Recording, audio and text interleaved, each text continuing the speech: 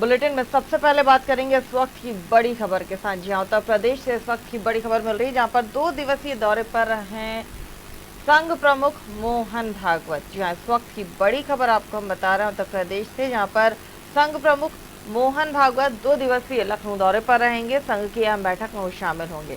तो इस वक्त की बड़ी खबर उत्तर प्रदेश से आपको बता रहे हैं, जहां पर 2 दिवसीय दौरे पर संघ प्रमुख मोहन भागवत मौजूद रहेंगे। आपको बता दें, 2 दिवसीय बैठक में शामिल होंगे। लखनऊ दौरे पर हैं संघ प्रमुख मोहन भागवत और राजनीतिक हालातों की भी जानकारी लेंगे। इस वक्त की बड़ी खबर आपको हम बता रहे हैं उत्तर प्रदेश से, जहां पर संघ प्रमुख मोहन भागवत का लखनऊ दौरा है, जहां पर राजनीतिक हालातों की जानकारी भी लेंगे। इस पर भी चर्चा करेंगे संघ प्रमुख मोहन भागवत। साथ ही 2 दिवसीय दौरे पर रहेंगे, अहम बैठकों में शामिल होंगे संघ प्रमुख मोहन भागवत।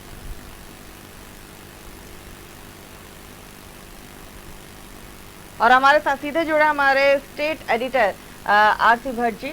आरसी भट्ट साहब, 2 दिवसीय दौरे पर संघ प्रमुख मोहन भागवत लखनऊ पहुंचे हैं, जहां पर राजनीतिक हालातों पर भी अहम चर्चा होने वाली है। 2 दिन काफी अहम माने जाएंगे ये।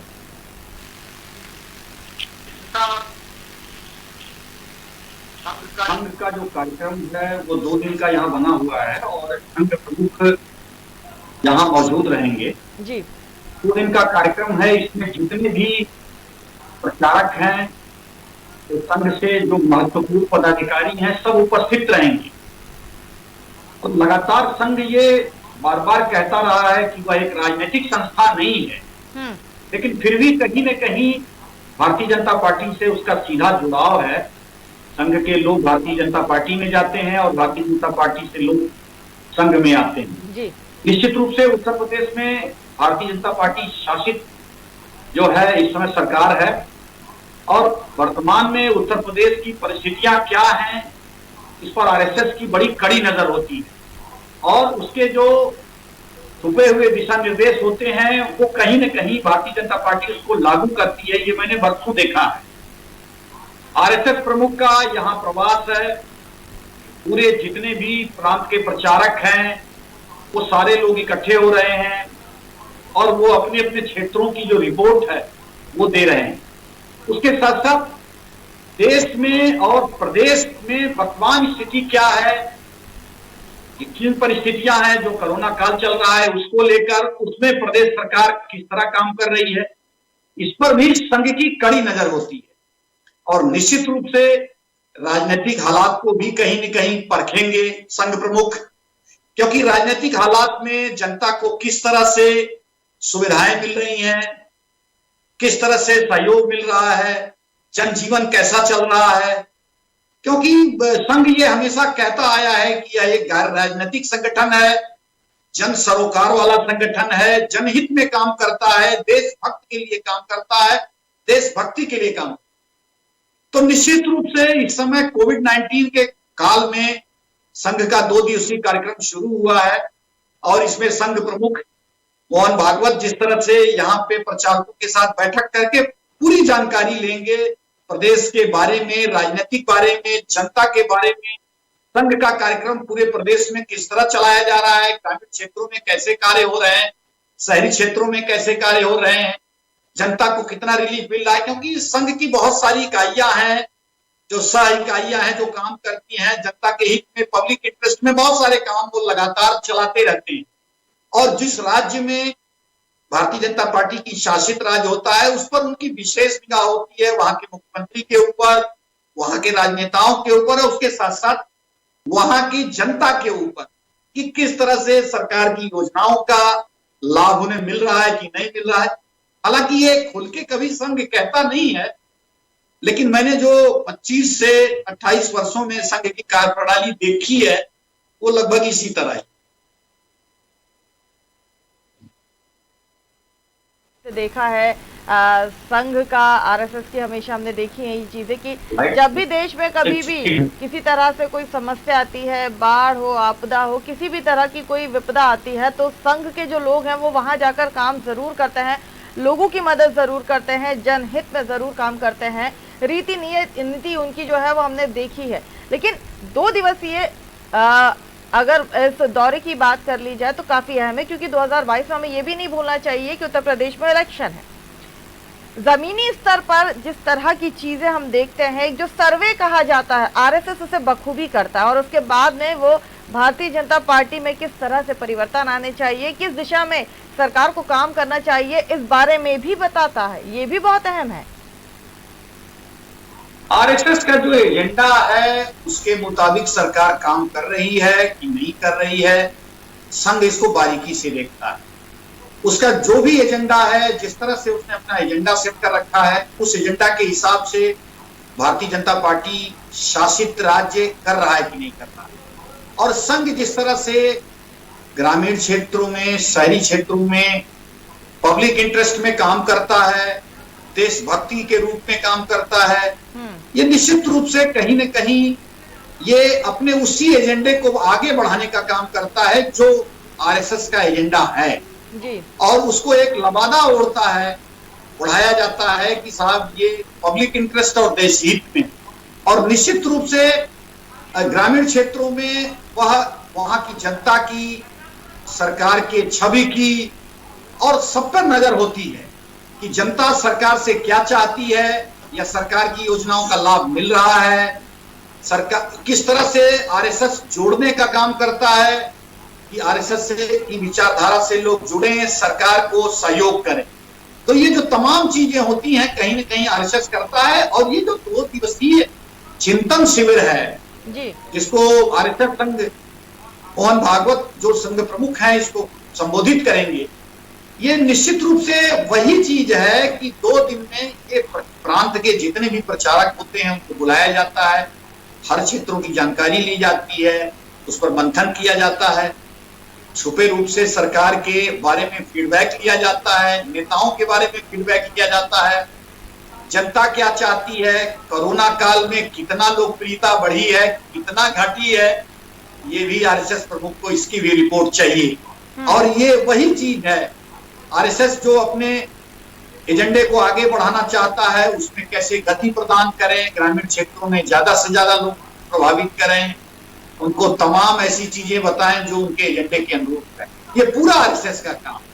तो जाहिर सी बात है इस पर अपने प्रांत के सभी प्रचारकों को बुला के उनसे फीडबैक लेना, उनसे चर्चा करना, उनसे तमाम जो है चीजें आदान प्रदान करना और दिशा निर्देश देना। बिल्कुल, परिवर्तन भी हमने देखा है कि अगर कहीं किसी तरह की कोई समस्या आती है या फिर सरकार की कहीं काम में जनता अगर खुश नहीं होती है तो उसका मार्गदर्शन भी दिया जाता है। जब भी इस तरह के शिविर होते हैं हमने इसमें देखा है कि जो चिंतन है, जो मनन है, मंथन जो होता है वो बहुत बारीकी के साथ किया जाता है। भट्ट साहब, बहुत बारीकी के साथ किया जाता है। और खास तौर से जब इलेक्शन करीब आते हैं, हालांकि बहुत ज्यादा समय नहीं है, 2020 चल रहा है, 2022 में उत्तर प्रदेश में चुनाव, जिस तरह से देश में इस वक्त विपदा आई है, इस पर खास तौर से नजर भी रखी जा रही है कि कहां पे सरकार चूक कर सकती है और अगर कहीं चूक की है तो उसे कैसे ठीक किया जा सकता है। ये बिल्कुल सही है स्मिता। संघ का जो कार्य है वो निश्चित रूप से भारतीय जनता पार्टी शासित राज्यों को देखना है। वैसे तो संघ पूरे देश में काम करता है, उसकी जो इकाइयां हैं, सहयोगी इकाइयां हैं, वो सभी काम करती हैं, पूरे देश में काम करती हैं और उनका अपना मोटिव है, एजेंडा है और वो कहीं न कहीं वो कार्य करते रहते हैं। ग्रामीण क्षेत्रों में देखें तो बहुत सारे प्रचारक हम लोगों से मिलते हैं, वो कभी कभी हम लोगों से दबी जबान चीजें शेयर करते हैं कि किस इशू पर वो काम कर रहे हैं। आमतौर पर वो बहुत गोपनीय रहते हैं, बहुत ज्यादा उनका प्रोफाइल नहीं होता है, बहुत ज्यादा एक्सपोजर नहीं होता है। वो चुपचाप संघ के जो आला कमान है उनसे दिशा निर्देश लेते हैं और उसी एजेंडे पर काम करते हैं। लेकिन ये भी उनकी एक जिम्मेदारी रहती है कि उस क्षेत्र में राजनीतिक परिवेश कैसा है, जनमानस का परिवेश कैसा है, व्यवसाय कैसा है, ग्रामीण क्षेत्रों में लोगों के रोजगार के क्या साधन है, क्या व्यवस्था वहां पे है। और सबसे बड़ी बात यह है कि इस समय कोविड-19 का संक्रमण है, वो भी उस पर भी नजर संघ की है कि किस तरह से जनता को सरकार की योजनाओं का लाभ मिल रहा है, किस तरह से जो है राजनीतिक दल खासतौर पे भारतीय जनता पार्टी के काम कर रहे हैं, उस पर भी उसकी पूरी निगाह होती है और उसी के हिसाब से वो निर्णय लेता है और दिशा निर्देश। बिल्कुल। यहाँ पर क्योंकि अब जिक्र कोरोना का हुआ तो इस वक्त की बड़ी खबर भी हमारे दर्शकों को बता दें कि उत्तर प्रदेश में कोरोना का जो कहर है वो लगातार बढ़ता जा रहा है। अगर पिछले 24 घंटे की बात कर ली जाए तो 6,229 माफ कीजिए 39 जो है वो नए एक्टिव केसेस आ चुके हैं, संख्या बढ़ गई है। और अगर मौतों के आंकड़े की बात कर ली जाए तो ये बढ़कर 4,429 हो गया है।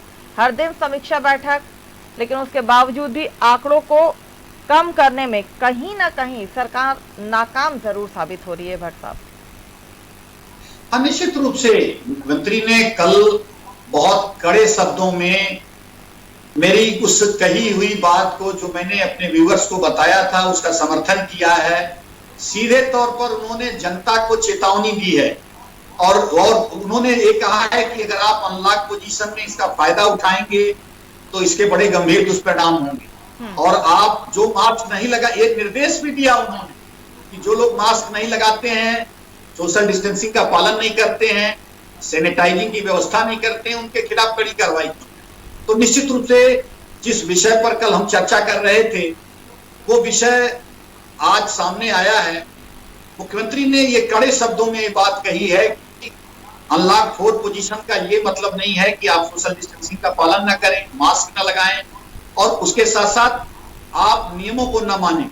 निश्चित रूप से जो उत्तर प्रदेश में व्यवसायिक प्रतिष्ठान है, औद्योगिक प्रतिष्ठान है, पटरी व्यवसायी, रेहड़ी व्यवसायी और जितने भी कार्य करने वाले लोग निजी क्षेत्र में हैं, वो लगातार काम कर रहे हैं।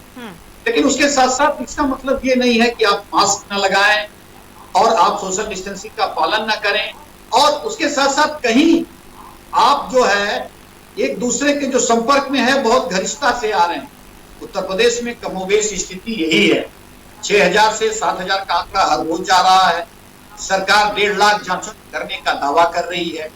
लगभग 75 लाख लोग अब तक संक्रमित पाए गए हैं उत्तर प्रदेश में। ये भी एक बहुत बड़ा आंकड़ा है। तो निश्चित रूप से कहा जाए कि 75 लाख लगभग टेस्ट हुआ है। माफ करिएगा, मैंने संक्रमित बताया है। 75 लाख लोग अब तक टेस्ट कराए गए। 23 करोड़ से अधिक की आबादी में अगर हम 75 लाख लोगों की टेस्टिंग करते हैं तो निश्चित रूप से ये छोटा आंकड़ा है। मैंने कल भी ये बात कही थी कि निश्चित रूप से अगर ये आंकड़ा जब तक करोड़ों में नहीं होगा तो निश्चित रूप से ये ज्यादा से ज्यादा लोगों को कहीं न कहीं चिन्हित नहीं किया जा सकता है और ये सरकार के सामने बड़ा सवाल। लेकिन लगातार इस पर कोशिश भी की जा रही ना भट्ट साहब। अगर उत्तर प्रदेश को देखा जाए तो टेस्टिंग में सबसे ज्यादा अगर कोई राज्य आगे है तो उत्तर प्रदेश है। उसके बावजूद भी और चीजों को सही करने की जरूरत है, किट बुलवाने की जरूरत है। अभी ये भी कहा गया था कि अब डोर टू डोर जाकर लोगों को जो है उनका टेस्ट किया जाएगा, उनका सैंपल लिया जाएगा और अगर जरूरत पड़ेगी तो या तो गंभीर है तो उन्हें वेंटिलेशन पे या फिर आईसीयू में रखा जाएगा, या फिर अगर लक्षण कुछ पाए जाते हैं तो उन्हें सेंटर में रखा जाएगा और अगर उतनी ज्यादा जरूरत नहीं है तो उन्हें होम आइसोलेट किया जाएगा। बावजूद इसके अभी भी सरकार लगातार प्रयास ही कर रही है। हाँ, निश्चित रूप से देखिए, अगर मरीज की संख्या 6,000 से 7,000 के बीच में हर रोज आती है तो आपको सुविधाएं बढ़ानी पड़ेंगी। निश्चित रूप से जिस तरह से लगातार सुविधाएं बढ़ाने की कोशिश में है उत्तर प्रदेश सरकार, वो नाकाफी है। उत्तर प्रदेश सरकार को बेड के हिसाब से बेड की क्षमता लगातार बढ़ानी है। मुख्यमंत्री ने अभी 4 दिन पहले घोषणा की कि 1,000 बेड बढ़ाए जाएंगे लखनऊ में, वो नाकाफी है। उत्तर प्रदेश के जो तमाम बड़े शहर हैं, अगर हम कानपुर की बात करें, गोरखपुर की बात करें, आगरा की बात करें, सहारनपुर की बात करें, लखनऊ की बात करें, इन तमाम जगहों में, प्रयागराज की बात करें तो कोविड-19 का संक्रमण बढ़ता जा रहा है, लगातार मरीज पाए जा रहे हैं। सरकार ने door to door survey, micro survey, उसके साथ साथ वहां पे नोडल अफसर तैनात, वहां के जिलाधिकारियों के तबादले, सीएमओ के तबादले, ये तमाम परिवर्तन लगातार कहीं न कहीं सरकार कर रही है। लेकिन सरकार के सामने एक बड़ा संकट है कि जिस रफ्तार से कोविड-19 के मरीज पाए जा रहे हैं उस रफ्तार से वो अपनी सुविधाओं को नहीं बढ़ा पा रही है। हम्म। और ये उसके सामने ये संकट है और सरकार को अपनी क्षमता को और बढ़ाना पड़ेगा। जो सुविधाएं बढ़ानी है वो और बढ़ानी पड़ेगी, तब जाकर कहीं न कहीं निश्चित रूप से जो है इस पर थोड़ा आंशिक रूप से लगाम लगाई जा सकती है। लेकिन जिस आंकड़ों की अगर हम बात कर रहे हैं भट्ट साहब, तो हर दिन जो है वो आंकड़ा बढ़ता जा रहा है। आखिर ऐसे में कितने हॉस्पिटल्स में बेड बढ़ाया जाएगा? इसके अलावा भी क्या कहीं और व्यवस्थाएं की जा रही हैं अब? क्योंकि मामले कम नहीं हो रहे हैं, मामले दिन ब दिन बढ़ते ही जा रहे हैं। तो क्या ऐसे में हॉस्पिटल्स के अलावा भी कहीं और व्यवस्थाएं की जाएंगी अब? क्या इस और भी सरकार सोच रही है या योजना बना रही है?